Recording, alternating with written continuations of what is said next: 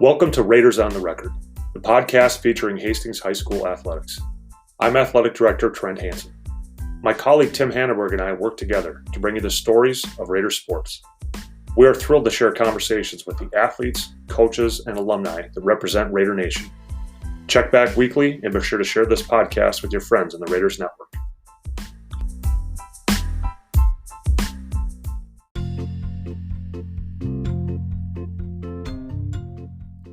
Taylor Reiners is a 2009 Raider graduate. During high school, she was a three-sport athlete, competing in tennis, hockey, and softball. In tennis, she was a five-time letter winner, playing number one singles during all her years of high school. Taylor was a two-time captain and a state qualifier during her senior year, taking sixth at the state tournament. In hockey, Taylor was a five-time varsity letter winner, two-time all-conference recipient, and captain during her senior year. Finally, in softball, Taylor was a multiple-time varsity letter winner. After college, she attended Syracuse University before transferring back to the University of Minnesota. Throughout the interview, Taylor discusses many of the coaches, teammates, and teachers that had a positive impact on her life as a student and as an athlete. All right, here we are with Taylor Reiners. Taylor, let's start at the beginning of your life here. Let's hear about your mom, your dad, any brothers or sisters that you have. Did you always live in Hastings, or did you eventually move to Hastings? Like I said, let's give us a snapshot of what your life looked like growing up. Yeah, so I was born and raised in Hastings. Both my parents, my mom was from Virginia, my dad was from Nebraska, and he played college basketball at Nebraska State, so he's a Husker.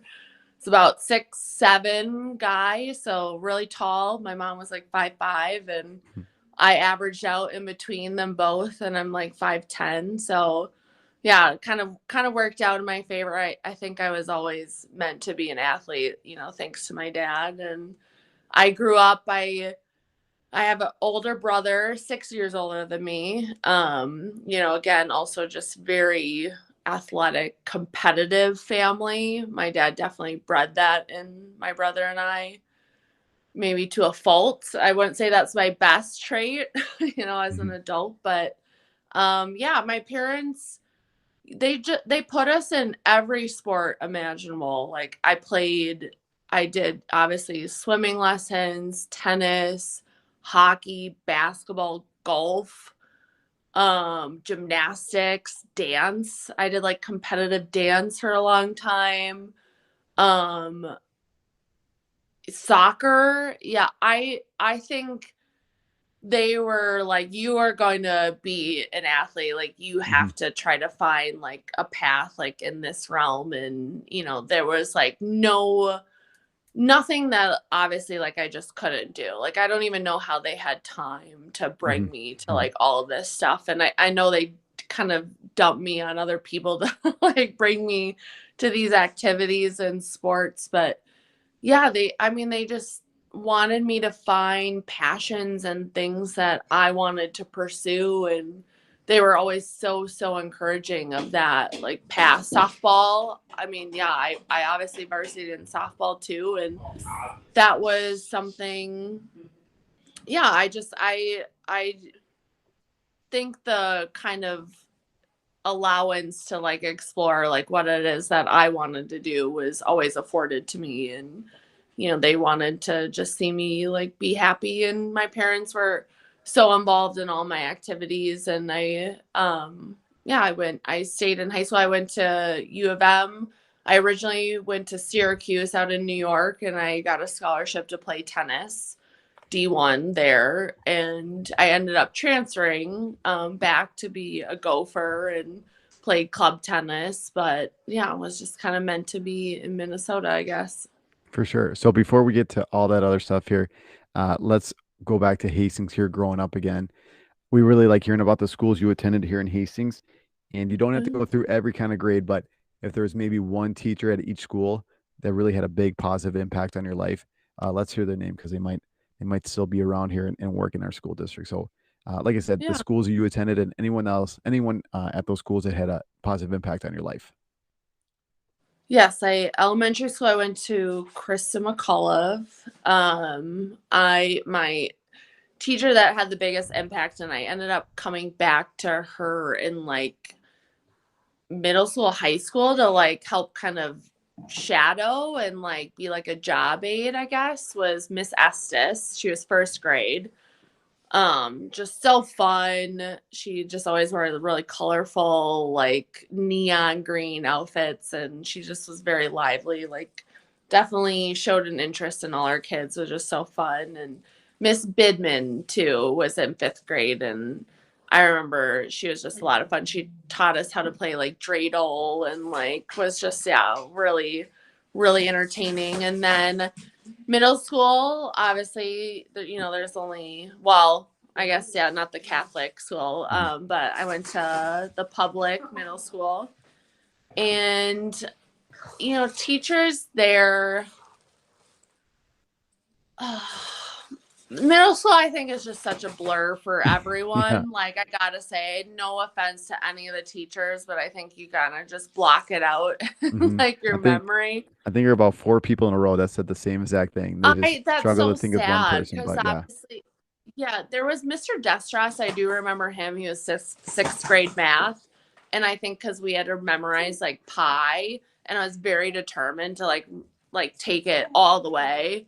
And like I think you got a prize. So I remember him. And then, Hastings Senior High School is where I went. And my favorite teacher there, I don't, Mr.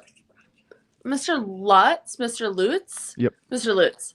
Mhm. I don't know if he's still there, but He's he still was there, yeah. so fun. Like, we always loved it. And I think I had a passion for history. I also was in choir. I loved choir. And Warren, Mr. Warren, that was his name. It took me a minute. He just had, I think, just like a lively energy about him. I was never in show choir because of all the sports, but I had a ton of friends who were, and I always wish I could have like been, but like he was always just so fun. And I'm trying to think of his name. I was always in AP classes, and he taught AP Gov, and he was very interested in tennis. Mr. Self. Yes, you Yeah. know him. Yes, he wrote me a very, very nice card when I went to state, and just like I think he would get out there. I would always see him on the tennis courts with his son. Mhm. And he was just always so encouraging of, my athletics and like being a supporter. So yeah, I was all over the place in high school though. I was in choir, athletic, I was valedictorian, so yeah, I was all over the board. That's awesome. You already talked about the sports you played growing up. So the next thing that we like to get to then is your high school career. So obviously, a lot of the people we interview here get brought up to a varsity level at maybe an earlier age, so about 7th and 8th grade. So if you didn't get brought up then we can maybe just fast forward to 9th grade. But it typically makes sense. Let's start in 7th grade fall, and then we'll go to 7th grade winter, 7th grade spring. And we could just walk through all the sports you played. The other thing that we really like hearing about at this time is any individual accomplishments. So if you're all conference, if you're all state, if you're state qualifier, captain, things of that nature, and then any team accomplishments as well. So if your team made it to the section final, state qualifier, state place winner, anything like that. So like I said, starting at 7th grade fall, I know this, it usually takes a while to get through, but 7th grade fall, we'll start in the back then, and then we'll work our way all the way to senior year in the spring. Sure. So 7th grade, I was not eligible to try out for any varsity sports. But 8th grade I was.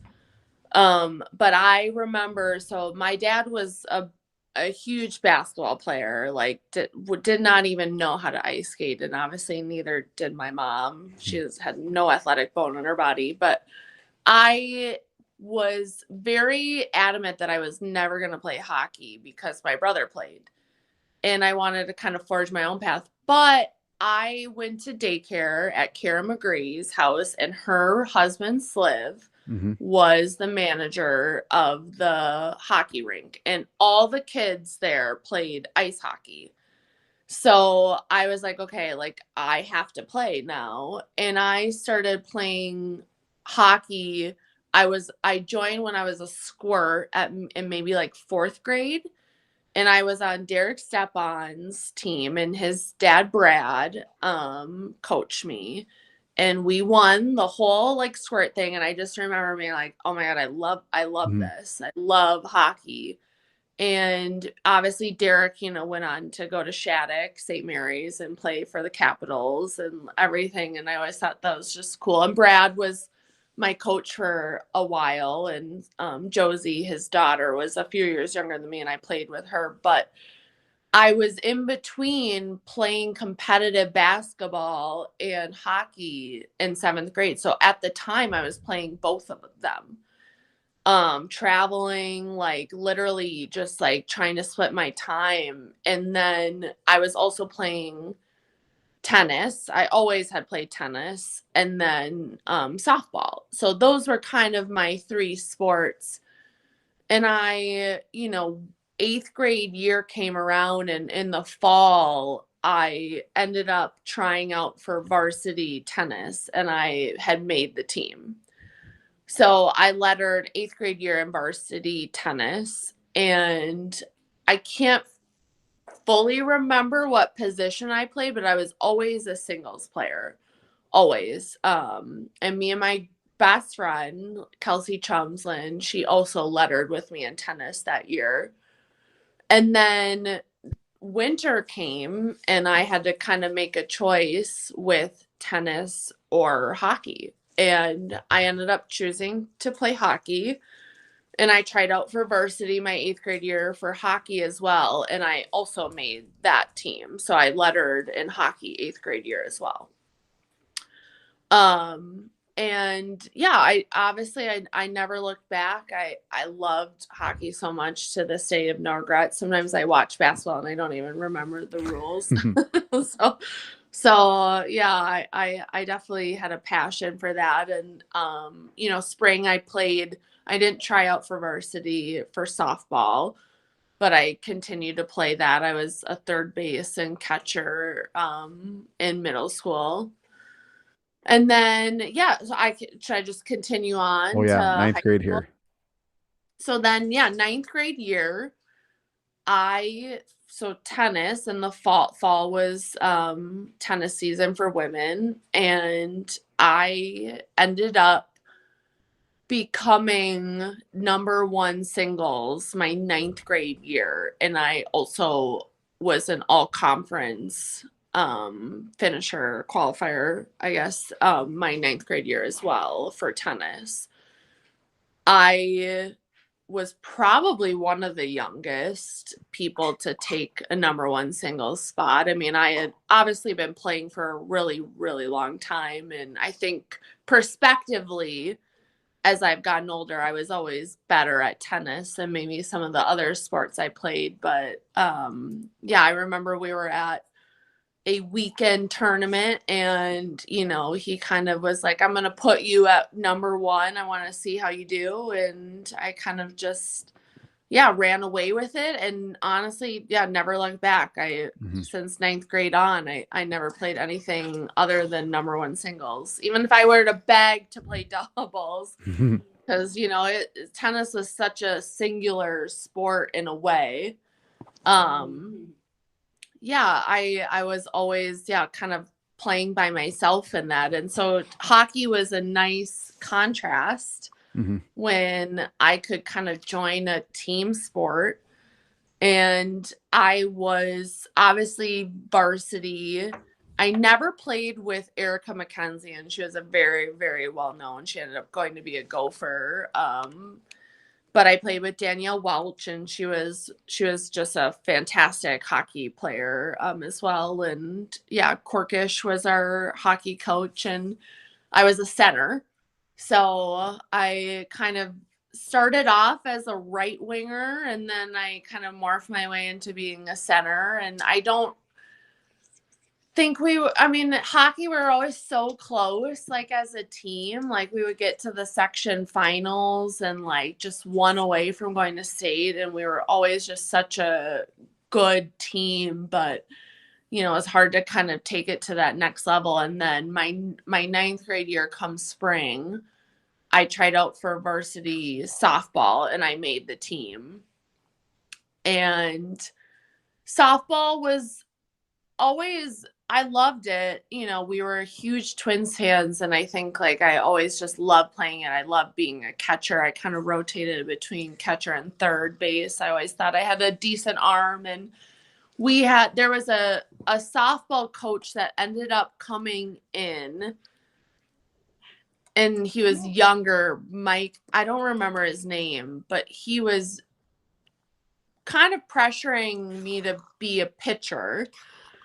And I was tall, obviously, I had an arm, and I think he really, really wanted me to transition into being a pitcher. And I obviously resisted. And, athletes, it is hard. We're from a smaller town, and competing against people, and especially in tennis, like these girls would play year round, winter, all the time. And I was a 3-sport athlete, and, it was great. But I think when I kind of was like, I need to put in more time and focus in on 2 sports and really excel in tennis, I ended up having to kind of step away from softball so I could really put an emphasis on my tennis career and hockey, because I was also more passionate about that. But I know our girls softball team ended up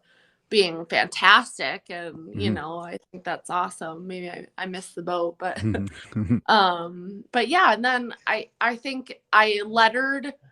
Obviously I letter every year, but I was all conference every year from 9th grade on.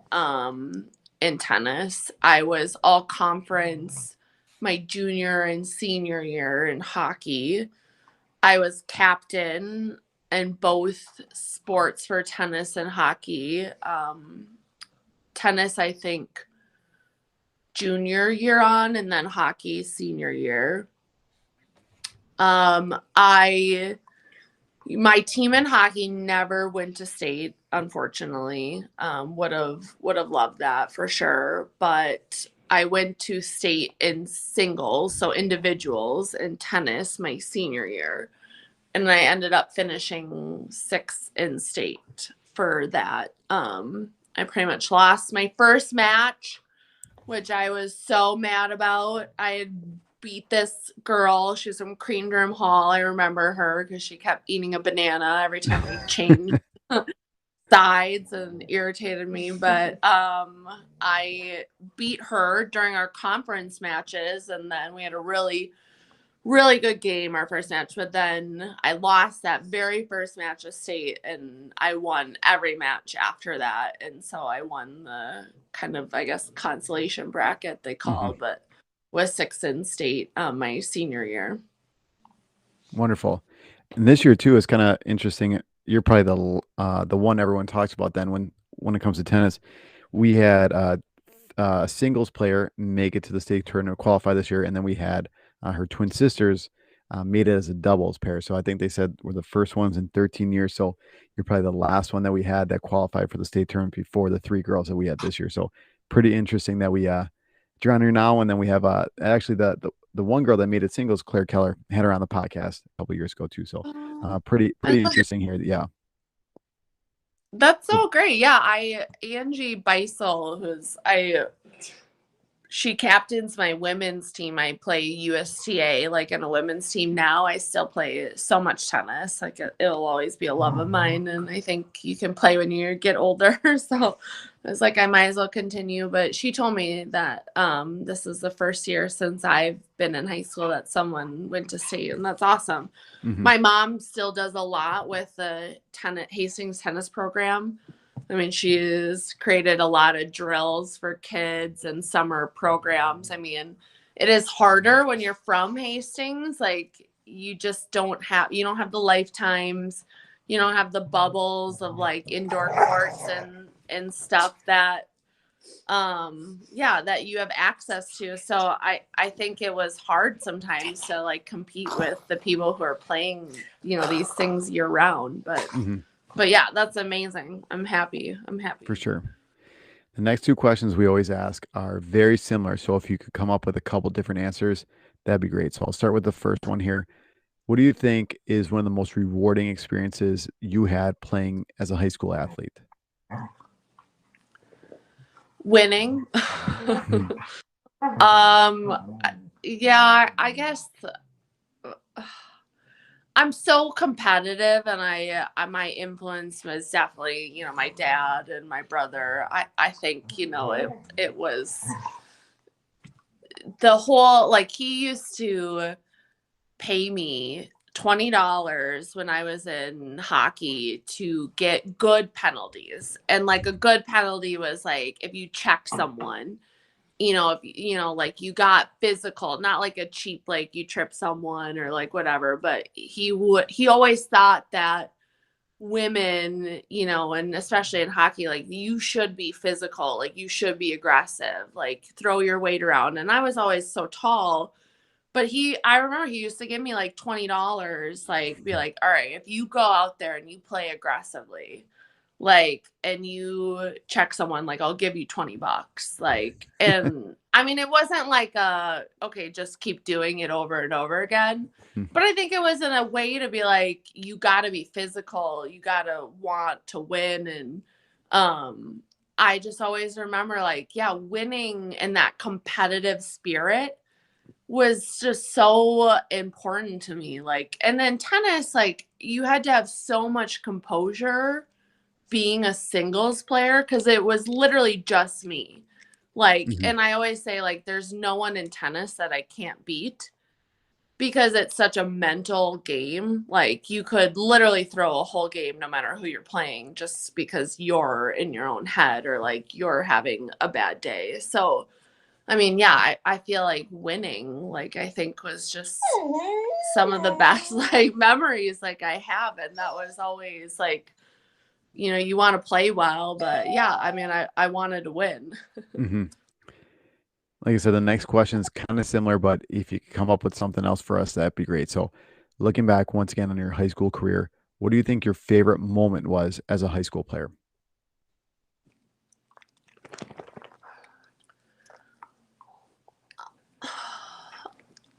I think the moments that you get just like with your friends, like in the locker rooms and like just traveling to tournaments or different, games and matches. Like I just remember locker room playlists and like the warm-ups and everything and just hyping like all the food and shit like we would eat, excuse me, the food and stuff we would eat. Like I mean nothing compares to that. Like that's, I mean, it's obviously so fun to go out and compete and like play these sports and like you don't kind of realize like you just don't have a lot of people that care. Like obviously when you get like, I mean, some in college like a little bit, but like for the scale that like obviously we played at and maybe some women, too, it's just like, yeah, I think when you get to be with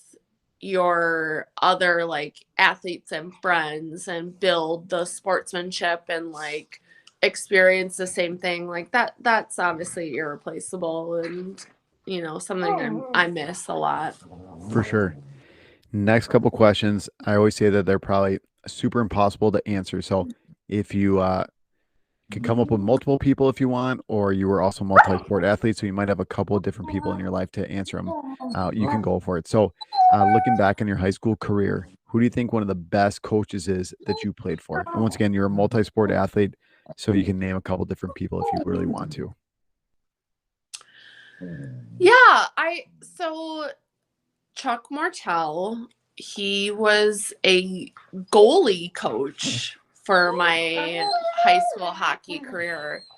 And I remember him always telling those are my dogs. you guys hear dinosaurs in the background. I'm really sorry.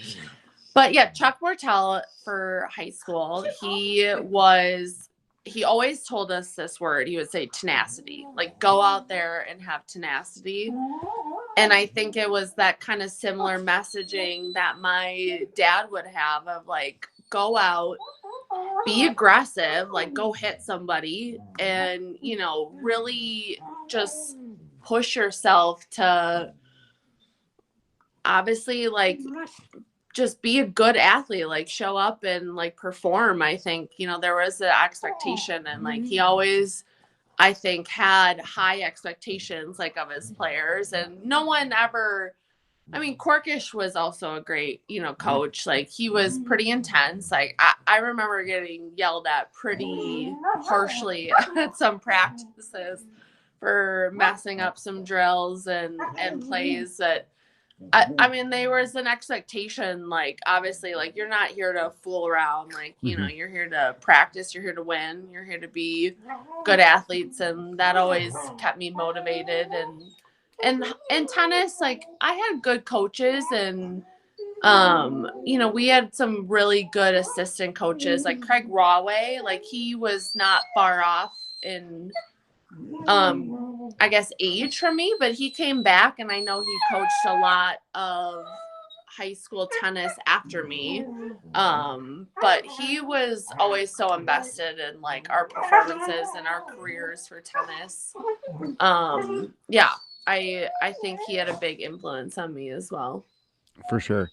Now thinking about the girls that you played sports with. So I know that I always define the best teammate in multiple different ways, and I'm sure everybody out there could have defined best teammate in multiple different ways too. So, once again, thinking about your high school career, who do you think one of the best teammates is that you played with? And once again, you played multiple sports, so you can name multiple different people if you want. I'd say Kelsey Chumslin, like who I played tennis with. Not only is she just my best friend, but I think we were so similar, like in tennis. Like I remember she was kind of a frenemy at one point, you know, we were competitors and in elementary school, like playing tennis. And we just grew up playing the sport together. And she always pushed me to be better. And I think that kind of competitiveness that was bred in me anyway, you know, that really helped me kind of become, you know, maybe the level I was, like having someone that grew up playing with you. And, you know, she also made varsity my 8th grade year, or our 8th grade year, and really was a part of me. She played number 2 singles. Like she really kind of mirrored me, like in a lot of ways, and was just also equally as talented. And there was, nothing like, I think, playing with your best friend, but also having that kind of competitive spirit, because I sure as hell wasn't going to be, you know, number 2.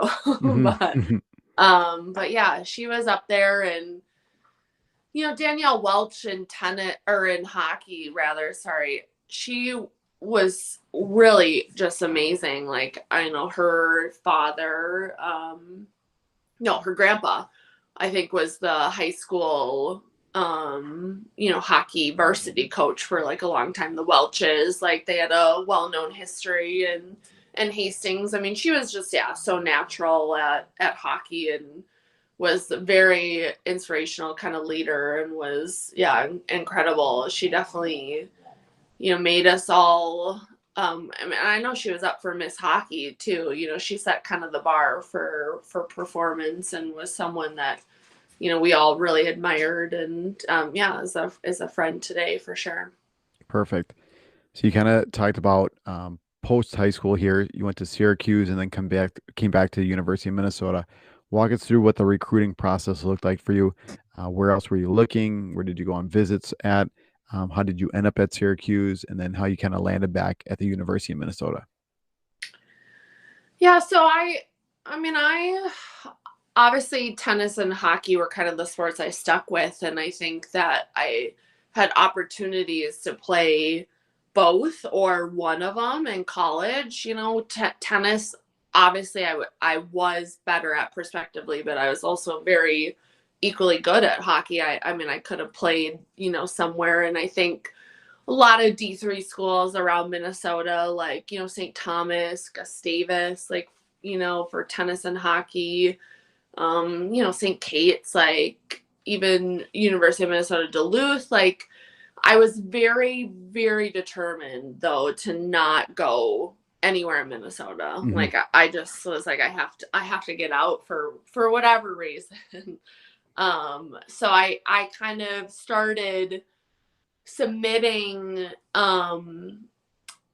kind of, I guess, reels and tapes and inquiries to schools out east, because they're not doing a whole lot of recruiting like out in Minnesota, like obviously for some sports, but a lot, especially in tennis, a lot of those schools are kind of drawn from even Europe and whatnot. So I definitely had to kind of put my name out there, and it was between, I did college visits. I remember the summer I did a bunch of college visits out east. I toured Boston College, Boston University, Bowdoin in Maine, Syracuse. I toured there were the Friars. I can't remember, but I almost played tennis there. That was in Rhode Island. Okay. But yeah, I kind of had to reach out to them, and so I ended up meeting with the college coach at Syracuse. His name was Mark Jensen, and I kind of, was like, hey, I'm really interested in coming to this school. Like, here's kind of my tennis. And then I kind of set up a weekend with him, and like obviously just touring the facilities, and he looked into, kind of my tennis career and followed it in the fall. And then I got offered a partial scholarship that year, but I kind of had to put myself out there and get my name, because if it wasn't necessarily local, I'm not sure I would have been on their radar out there. And so I ended up going out to New York, played tennis there, traveled a ton, at college level. Sports is obviously a different game. You have mandatory study hours. Like you could become a very close knit kind of group, and you're traveling a lot, and it's next level competitiveness, but you're playing the sport year round. Like your individuals versus your team is kind of takes up the whole year. And I loved it. I probably played some of the best tennis I've ever played, that year, but I think Syracuse just wasn't the right fit for me. And I really didn't want to mess up going to a different college, again. And I think maybe it just was a little, wasn't quite ready for the big East Coast. But I had friends, my friend Kelsey Chumslin, who is also kind of my inspiration for tennis, and one of my really good friends, she went to the University of Minnesota, and so I decided I would transfer there. And U of M had a really great tennis team, obviously D1, and I had thought about trying to walk on. I knew actually a few women who are on the team. Kelsey Frechette, who was from Mankato, or no, Rochester. Sorry, she was from Rochester. I played against her, and I was, relatively close in skill set, but I think I just wanted to have a college experience, and I ended up deciding I was just gonna play club tennis. And still also just amazing, people who are great at tennis, and probably all of us, more than all of us could have played D3 or somewhere, but got a little bit of a more variety, I think, with like enjoying the college experience and classes, and going out and whatnot. And then obviously being able to still play and be competitive. And we did tournaments and sectionals and yeah, all that stuff. So it still was very competitive, but yeah, wouldn't trade being a gopher for anything. For sure. So you go to the University of Minnesota. Let's talk about your major, graduating, and then let's go all the way to the day. So let's go from you're at the University of Minnesota to where we are today. So take us through that journey. All right. Well, I graduated in 2013 from the U of M. I triple majored in finance, accounting, and marketing. Yeah, a little bit of not sure what I want to do, and then what was I going to get a job in afterwards, and yeah, I ended up graduating. Yeah, so December of 2013, or just right around 2012, kind of going in 2013, and then I went to go work at an accounting firm called KPMG and worked there for 4 years, and then went to an investment firm called Gallier Capital Management, and that was owned by Wells Fargo. They were an independent subsidiary. And I was with them for 3 years, kind of as a fund accountant. So they manage kind of large institutional plan funds for like 401ks and whatnot. And then I moved to more corporate Wells Fargo, and I've been with them, yeah, ever since. I am kind of now working with commercial banking, and I'm a strategic initiatives consultant, which is obviously a fancy term, but I just help kind of lines of business within commercial banking and their broader, strategic initiatives, and kind of, yeah, I work with the businesses on executing projects and whatnot. So yeah, I live in Northeast Minneapolis with my husband and dog, and my mom still lives in Hastings, still runs the Hastings tennis programs like out there like every summer. She's been definitely a big part of keeping that tennis community alive, and yeah, it's, I guess, yeah, now I'm old. Not yet, not yet. We got a couple questions left, but before we get to them, anything else maybe to add to high school, college, like I said, anything else to just kind of put a bow on those two things? No, I mean, yeah, in high school, I feel like I did it all. I was choir, I was National Honor Society. I was valedictorian, obviously my senior year, and I think being well-rounded obviously can be challenging, especially in today's environment. I think you don't see a lot of multi-sport athletes, like it seems like, if you want to be the best, like, in ways. And that obviously is kind of sad, because I mean, I played still some pickup hockey and did some women's leagues, and I still play a ton of tennis. So I think you can form these hobbies and things that you're passionate about that you can 100% continue like in your future, and you're better for it. I think that having that competitive spirit, and I'll probably never lose it, for better or for worse, but Right on. yeah, my husband doesn't love playing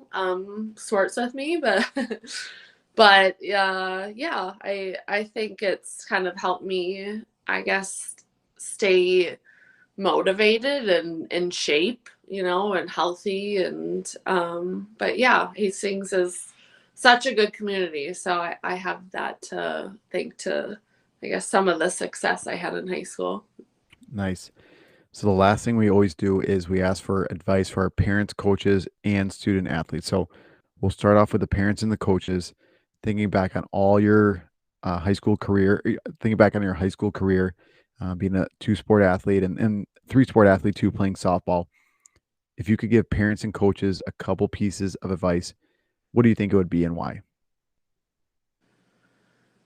I think there's obviously a fine line between, motivating your kid and obviously just accepting maybe how they feel about, the sport. And I think your passion has to come, from yourself. But the best thing you can do, I think, is encourage and positive, reinforcement, but also instilling like competitiveness. Like it is okay to be competitive, if you have disappointments or you don't always, have the outcome that you want. I mean, that's also just life, that mirrors life in general. So there's always a learning curve, but I think it's how you bring yourself back, to the table. And I think coaches and parents are always, a big part of that reset and positive reinforcement, and to know that obviously there isn't a limit to what you can do. You just have to want it. Mm-hmm. Now, once again, thinking about our student athletes. So these are kids that might be in high school right now, or maybe middle school, going through that blur of middle school like you went through. If you could give them a couple pieces of advice, what do you think it would be and why? Well, I think in regards to sports, you know, obviously there is nothing that you get quite like being in some sort of team environment, like in high school or middle school, that you get as an adult. And to really just cherish kind of those memories and being able to be a part of a team that, people just, care about. I think it's more of just enjoying the experience, and we're always, I think, at that age, probably pretty quick to grow up, but I don't think many people would want the responsibilities of an adult. Like, I think we can assure you that it's not as fun, but I think it's all about kind of the memories that you create. Nothing replaces those moments that you get with your friends and your teammates and even just your parents or family being able to watch you play those sports. It's not something that everyone continues on to play in college and even more so as an adult. So I would just soak up every moment you can. Right on. That's all the questions we got for you, Taylor. We always just turn the microphone over to our guests. So if there's anything else you want to get off your chest, any questions I forgot to ask you, any shout outs you want to give, like I said, the time is yours and you can go for it. No, I think I'm good. I mean, yeah, I think if there's anyone who loves tennis, my mom, Sadie Reiners, I think you're probably familiar with her. She's been a big part. When I started playing tennis is when she created those programs like in the summer and all those community like drills. So I think, I feel like she's been a pretty big staple of the tennis community. So I think, and it's her birthday today. So Wonderful. I'll give her a little shout, but no, other than that, I think I'm okay. Awesome. Thanks, Taylor. Yeah. Thank you.